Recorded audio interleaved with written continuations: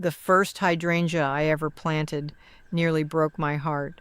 I chose the spot carefully, watered it faithfully, and watched it put out the most enormous mophead blooms in the most extraordinary shade of blue I had ever seen on a plant. By August, it looked like it had been through a drought. The leaves were brown at the edges, the stems were drooping, and I could not find a single explanation that made sense. That plant eventually recovered, but only after I moved it, changed how I watered it, and completely rethought what I thought I knew.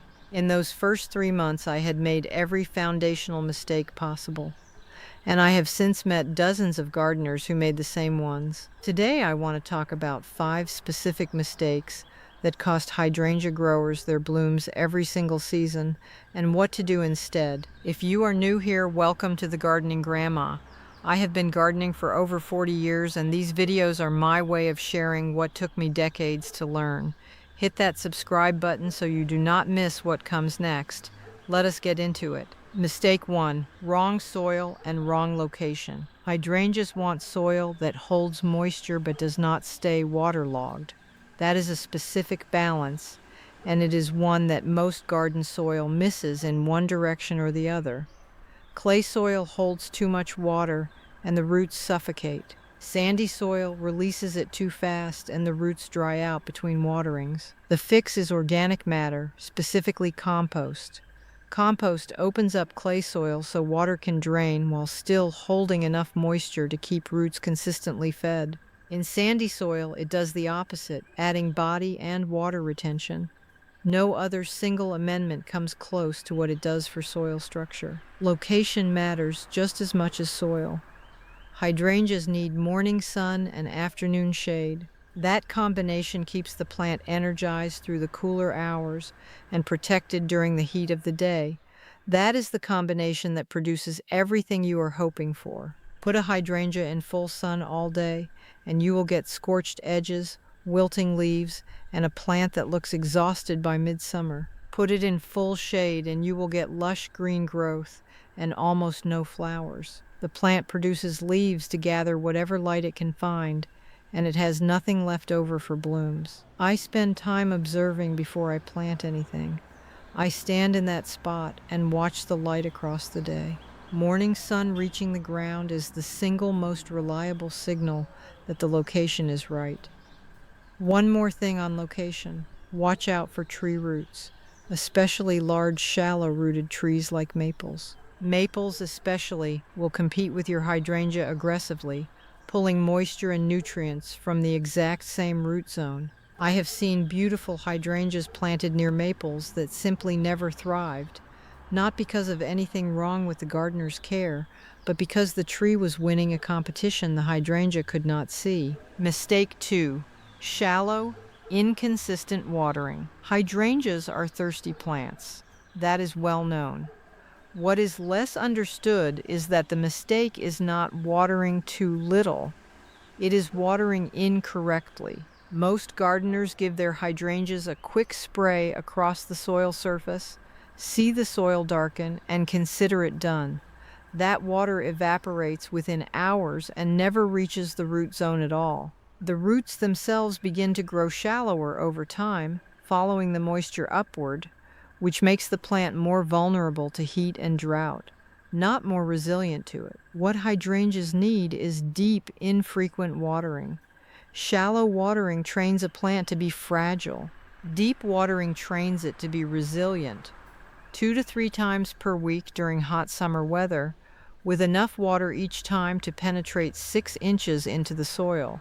A soaker hose or drip line is ideal because it delivers water directly to the soil at ground level, slowly, at a pace the soil can actually absorb, exactly where the roots need it. Mulch matters here too. A 2 to 3 inch layer of bark mulch or wood chips around the base of the plant does 3 things at once. It slows moisture evaporation from the soil surface, it insulates the root zone from peak afternoon heat, and it reduces how often you need to water every week. I water slowly until I can push a finger 4 inches into the soil and feel genuine moisture at that depth. That is when I know the roots are getting what they need. One more detail that most gardeners overlook: timing matters. Early morning is the best time to water. The soil is cooler and absorbs more deeply before the sun drives evaporation. The roots have a full day of available moisture as the plant works through the heat. Mistake 3: pruning at the wrong time. This is the mistake that costs gardeners an entire season of flowers. Cut your hydrangea at the wrong time of year, and you will spend the following summer staring at a healthy green shrub with zero blooms. This happens to experienced gardeners who know their plants well but do not know which type of hydrangea they are growing. Here is why it matters. Most traditional hydrangeas, the big mop heads and lace caps you see in cottage gardens, bloom on old wood. Old wood bloomers set their flower buds on stems that grew the previous season.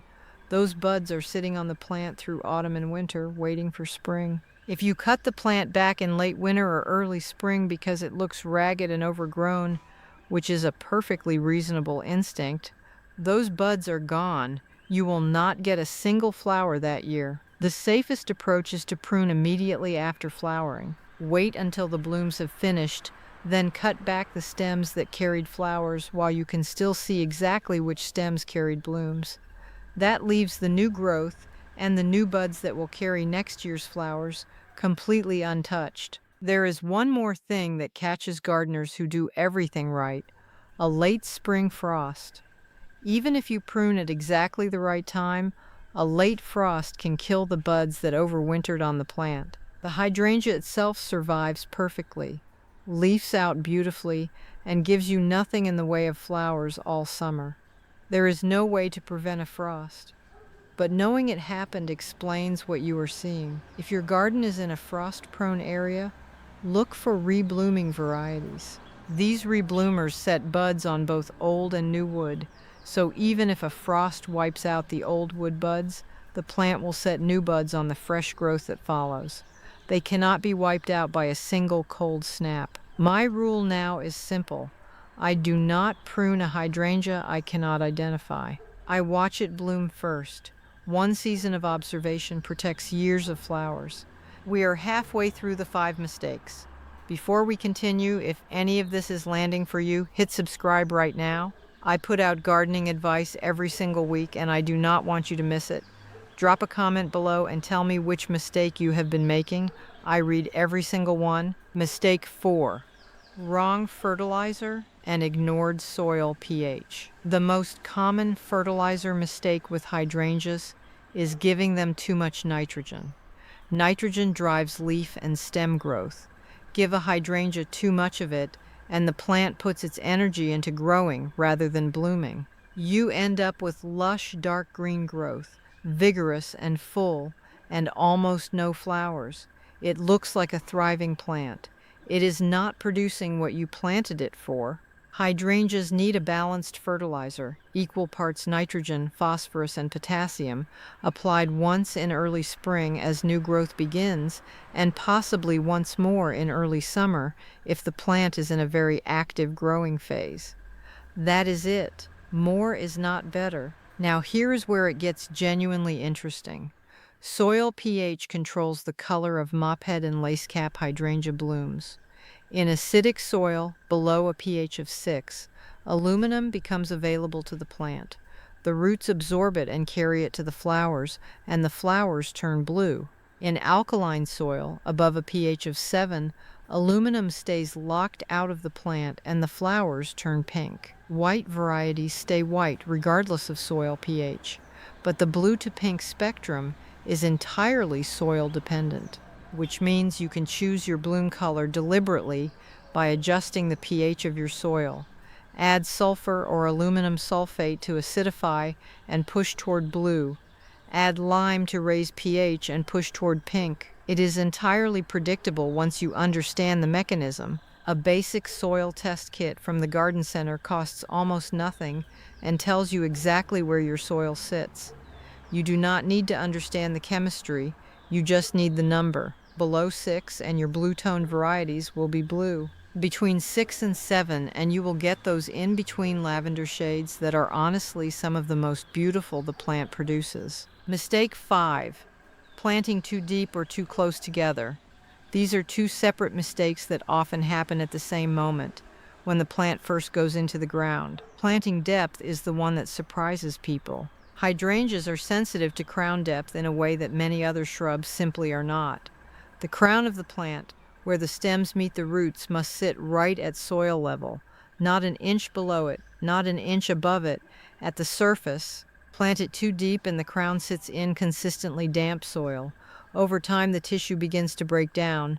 Eventually, the rot reaches a point the plant cannot recover from. Set the root ball so the top of it is exactly flush with the surrounding ground. Check it twice before you walk away, because this is very easy to get wrong in the moment and very difficult to fix afterward. Spacing is the other mistake that most gardeners make once, discover 3 years later when it is much harder to fix. Hydrangeas grow. A plant sold in a 1-gallon pot can become a shrub 6 feet wide within 3 years, sometimes faster in ideal conditions. Plant them too close together and you create serious crowding problems within a few seasons. Poor air circulation, powdery mildew spreading between plants, each one competing for the light and space it needs. Mophead and lacecap varieties need 3 to 4 feet between plants as a minimum. Some of the larger varieties want more than that. When you give them room at planting, 3 years later it looks exactly right, and the plants reward you with the airflow that keeps them healthy and the space to grow into their full form. My rule now is simple. I plant for what the shrub will be in year 4. The empty space feels wrong in the beginning. The mature garden justifies it completely. 5 mistakes that are costing gardeners their hydrangea blooms every single season. Wrong soil and location, shallow watering, pruning at the wrong time, wrong fertilizer, and ignored soil pH, and planting too deep or too close together. Every one of these is fixable, and every one of them is avoidable once you know what to look for. If today's video helped you, leave a comment below and tell me which mistake you had been making. I read every single one, and it helps me know what to cover next. Subscribe if you have not already, and share this with a fellow gardener who has been struggling with their hydrangeas. You might just save their entire season. Until next time, happy gardening. Take care of yourselves and take care of those beautiful gardens of yours.